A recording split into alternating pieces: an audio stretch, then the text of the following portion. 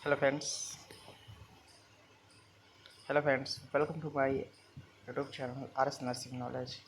दोस्तों, अगर आपने पहले चैनल को सब्सक्राइब नहीं किया है तो प्लीज़ चैनल को सब्सक्राइब कर ले। और हम आज अभी टॉपिक एक दिखा रहे हैं आप लोगों को चाइल्ड हेल्थ नर्सिंग का। यह टॉपिक है निमोनिया। तो आप लोगों को कॉलेज में मिल जाता है निमोनिया पर एनसीपी बनाएं, केयर प्लान बनाएं। तो निमोनिया पर एक केयर प्लान है। तो सबसे पहले देखिए, निमोनिया एक बच्चों में देखा जाता है, तो चाइल्ड हेल्थ है ना। चाइल्ड हेल्थ में टॉपिक मिला था निमोनिया, तो उस पर हमने केयर प्लान बनाया है, अपडेट कर रहे हैं आप लोगों को। नेम है बेबी पांडे। 27 डे का बच्चा है, उसको निमोनिया हो गया है। ठीक है। रिलीजन क्या है, हिंदू है, फीमेल है, ये सब आपको एडमिट करना होता है, मेंशन करना होता है।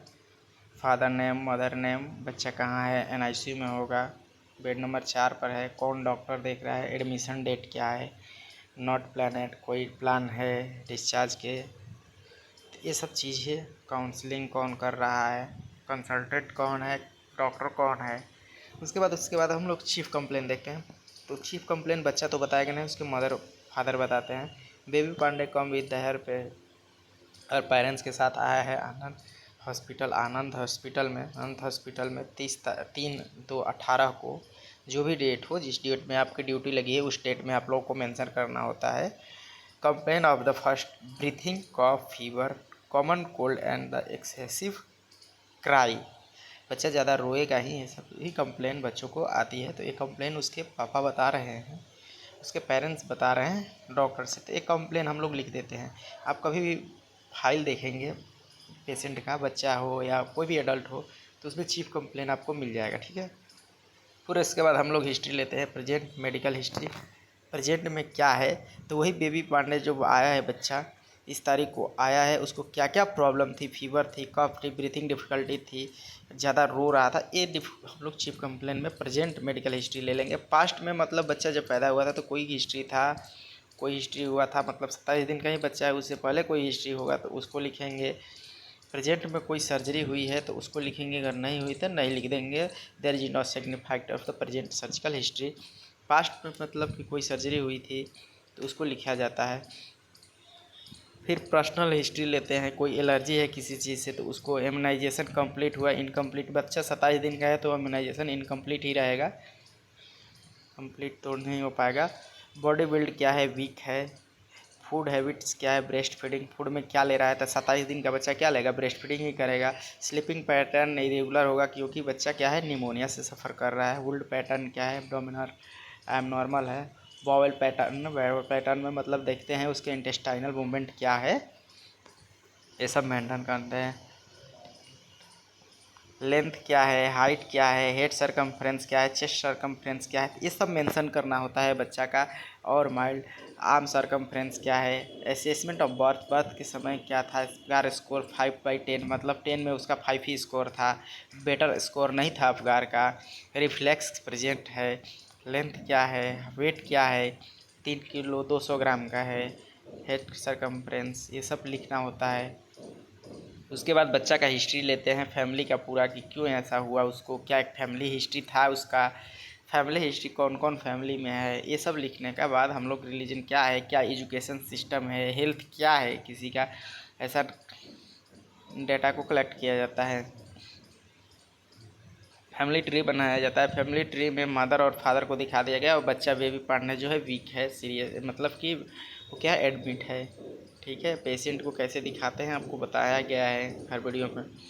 इकोनॉमिकल हिस्ट्री क्या है, लोकलाइजेशन क्या है, अर्बन एरिया है, इनकम क्या है, ये सब हम लोग मेंशन करना होता है। फिर उसके बाद इन्वायरमेंट हिस्ट्री क्या है, baby Pandey is the middle class family, his house is the word to area is the house of the is supply water proper water in electric, मतलब इलेक्ट्रिक है, वाटर है, क्या इन्वायरमेंट है, ये सब मेंशन करना होता है, लेकर के डेटा देना होता है, तो इसलिए ये सब मेंशन करना होता है। सॉरी। हाँ। फिजिकल एग्जामिनेशन करते हैं। टेम्परेचर 101 डिग्री, क्योंकि फीवर लेकर आया था तो 100 डिग्री फ़ारेनहाइट पल्स बढ़ा हुआ है। रेस्पायरेशन तो बच्चा में थोड़ा ज़्यादा ही रहता है। ब्लड प्रेशर क्या होती है बच्चों में 80/60, 80/40 ऐसे होता है ब्लड प्रेशर। तो बच्चों का ब्लड प्रेशर डाउन साइड ही होता है ना। या 28 दिन का बच्चा का ब्लड प्रेशर मेंशन करना वो नहीं होता है, तो इसलिए उसको नहीं किया गया है।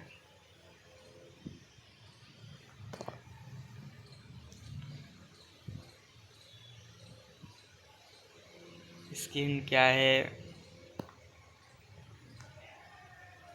ड्राइनेस प्रेजेंट ही रहेगा। हेड क्या है, हेयर प्रेजेंट है, स्कैपुलर मेटल है, फेटल है, साइज है, नॉर्मल है। ये सब फेस क्या है, सिमेट्री है, बाल है।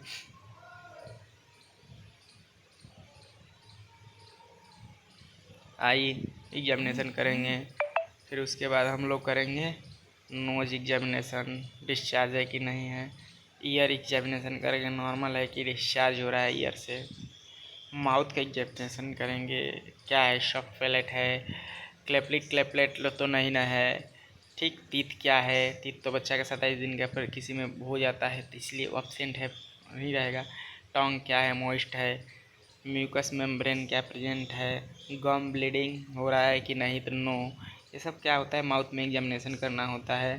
नेक देखेंगे, फिर उसके बाद चेस्ट देखेंगे, रेस्पायरेशन देखेंगे, उसके बाद हेड साउंड देखेंगे, ब्रेथ साउंड देखेंगे, उसके बाद शेप एंड साइज देखेंगे एब्डोमेन का।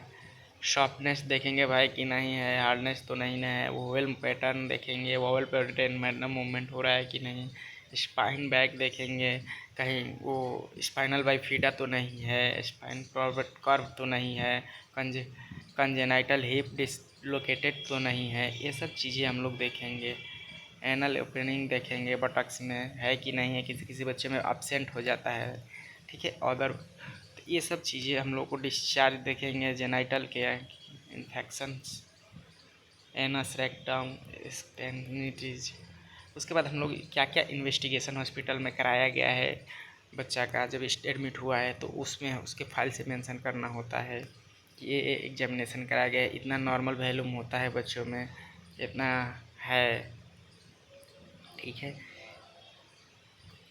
न्यू एग्जामिनेशन कराया गया है, सब एग्जामिनेशन है, इधर नॉर्मल वैल्यू है, पेशेंट वैल्यू है, ठीक है। उसके बाद हम लोग देखेंगे biochemistry report, glucose random, urea, creatinine 0 ठीक है, नॉर्मल है क्रेटिनिन भी, तो सब रिपोर्ट।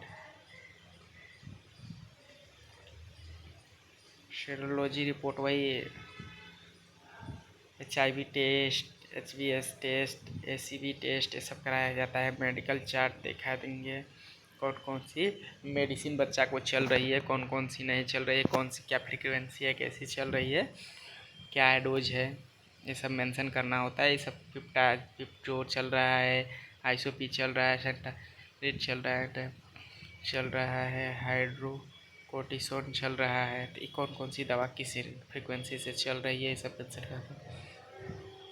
उसके बाद नर्स एक डायग्नोसिस बनाती है, जिसके हिसाब से केयर प्रोवाइड करती है और ट्रीटमेंट प्रोवाइड करती है। Acute chest pain in related to accumulation of secretion as evidence by ये सब हम लोग का नर्सिंग डायग्नोसिस हो गया। नर्सिंग डायग्नोसिस देखेंगे और इसी के हिसाब से हम लोग क्या बनाएंगे, अपना नर्सिंग केयर प्लान, जो कि बच्चों को एक ट्रीटमेंट करने में बेस्ट परफॉर्मेंस प्रोवाइड करता है, और उसका हम लोग गोल को अचीव करते हैं, जो हमारा गोल होता है। तो पहला केयर प्लान को देखिएगा ध्यान से आप लोग। Acute chest pain related to the accumulation of secretion as the evidence of the crime से पता चलता है, एविडेंस से। सब्जेक्टिव डाटा, ऑब्जेक्टिव डाटा, हमने ये चीज़ें बहुत से वीडियो में बता चुका है, बार बार एक्सप्लेनेशन की क्या ही मतलब है। इसमें हम लोग सब्जेक्टिव डाटा में पेशेंट के पेरेंट्स से देखते हैं, ऑब्जेक्टिव डाटा में खुद से ऑब्जर्व करते हैं, टच करके फील करके क्या है। और अब सब्जेक्टिव डाटा में पेशेंट के पेरेंट्स जो है, माय पेशेंट पेरेंट अर्जेंट मतलब कंप्लेन, वो भी जो बच्चे के पापा दिए हैं वो चीज़ें मेंशन करेंगे। पेशेंट एडल्ट है तो वो खुद देता है तो उसका मेंशन करते हैं। ऑब्जेक्टिव डाटा में नर्सिंग या डॉक्टर्स ऑब्जर्व करके के बाद लिखते हैं और नर्सिंग डायग्नोसिस बनाते हैं। उसके बाद गोल रिड्यूस टू पेन, पेन को रिड्यूस करना होता है। इवैल्यूएंस में क्या हुआ, हमने प्राप्त किया कि नहीं है, मेडिसिन अप्लाई किया हमने, ये चीज़ें होती है सब्जेक्टिव। फिर दूसरा डायग्नोसिस को लेकर के हमको उसको भी ट्रीट करना है।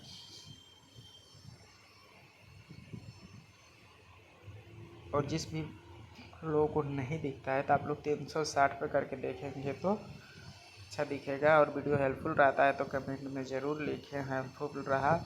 और आप लोगों के लिए हम लोग वीडियो प्रोवाइड करने का पूरा प्रयास करते हैं, तो प्लीज़ चैनल को प्लीज़ सब्सक्राइब कर लें। चलिए देखिए, तीसरा डायग्नोसिस हमारा नर्सिंग केयर प्लान हुआ और चीज़ें क्लियर विजुअलाइज हो ही रही है। आप लोगों को नहीं हो रही है तो वीडियो को पॉज करके 360, 420, ये पहला केयर प्लान था, ये दूसरा केयर प्लान था,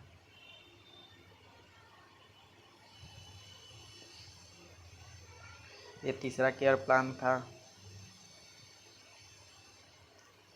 ये चौथा में आप लोगों को हेल्थ एजुकेशन देना होगा। हेल्थ एजुकेशन विदाउट आपका केयर प्लान फेल हो जाएगा। लास्ट में हेल्थ एजुकेशन ज़रूरी होता है। उसके बाद रेफरेंस कहाँ से किया है आपने, कौन सी बुक से लिखा है, कौन से साइट से लिखा है। यूट्यूब मत नहीं लिखना है कभी भी, गूगल लिख सकते हैं, गूगल के साइट लिख सकते हैं, बुक में जो दिया है बुक का नाम लिख सकते हैं, पेज नंबर लिख सकते हैं, लेकिन यूट्यूब नहीं लिखना होता है। ठीक है, मिलते हैं आप लोगों से नेक्स्ट वीडियो में नेक्स्ट टॉपिक के साथ। धन्यवाद, चैनल को सब्सक्राइब कर लीजिएगा।